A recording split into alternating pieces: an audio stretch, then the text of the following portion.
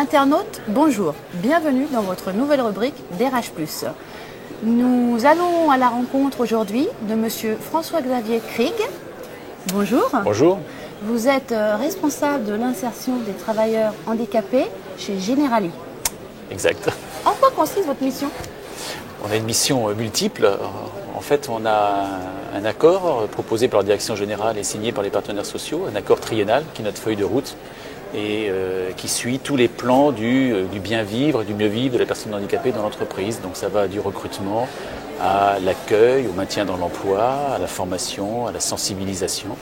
Donc il faut à la fois permettre aux 250 travailleurs handicapés du groupe de vivre le plus correctement possible et aussi permettre aux 7000 salariés de pouvoir cohabiter avec des travailleurs qui parfois sont différents, parce qu'on a énormément de clichés sur le handicap, mais le travailleur handicapé n'est pas forcément différent d'un autre travailleur. Le handicap n'est pas forcément visible et les compétences sont là, c'est ce qui nous importe.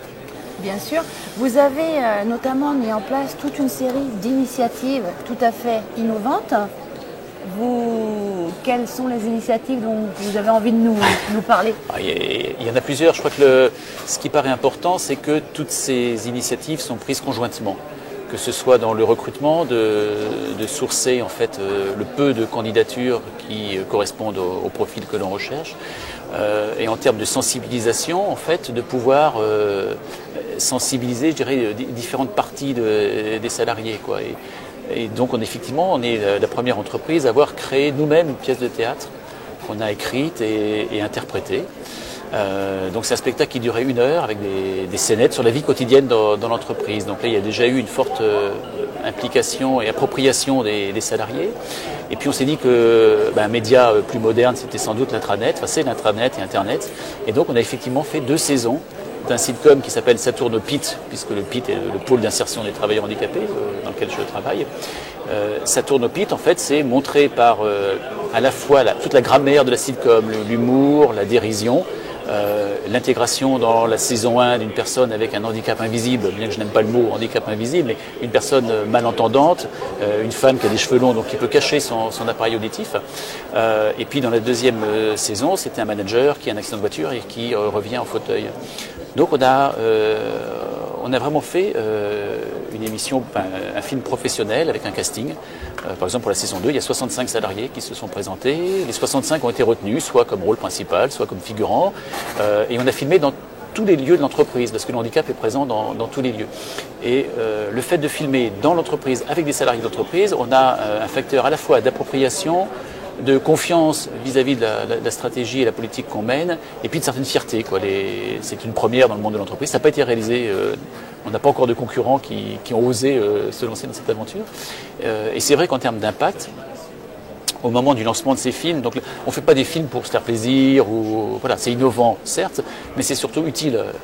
Et ce qu'on veut, c'est créer ce climat de confiance, que les travailleurs handicapés qui n'osent pas se reconnaître dans le monde de l'entreprise puissent le faire au travers de ces différentes expériences. Vous avez aussi de belles initiatives vers l'externe. Vous me parliez de capitaliser vos compétences. Voilà, tout à fait. Alors, je ne sais pas si elles sont belles, mais en tout cas, elles sont efficaces. Alors, effectivement, capitaliser vos compétences, on est tout à fait au cœur du sujet. C'est comment intégrer la personne handicapée dans l'entreprise, quelle qu'elle soit. Ce n'est pas forcément Generali, mais si Generali peut favoriser cette réinsertion, c'est une chose dont on est assez fier. Alors, effectivement, la fierté et la beauté peuvent aller de pair. On accueille donc des stagiaires au cœur de l'entreprise, dans une salle de formation, pendant 2-3 jours, sur un thème bien précis. Valoriser votre candidature, faire vivre votre CV, votre lettre de motivation. Voilà, l'idée c'est qu'ils puissent remettre le pied à l'étrier, reprendre confiance en eux. Donc c'est des chercheurs d'emploi du 93 d'abord, le département à Saint-Denis où nous sommes implantés, et puis de la ville de Paris. On a accueilli 1600 stagiaires à peu près depuis 2006.